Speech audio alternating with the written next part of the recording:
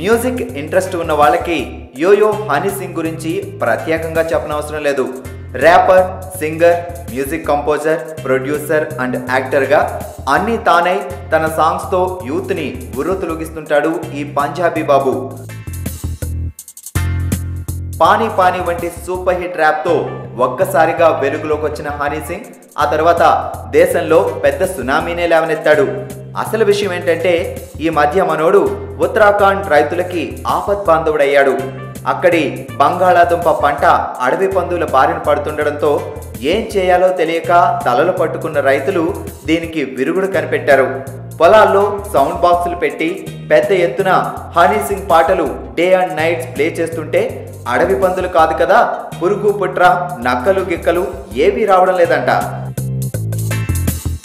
రాగాలకి రోగాలు పోతాయి అన్నట్టు పాటలకి పందులు పారిపోతున్నాయన్నమాట.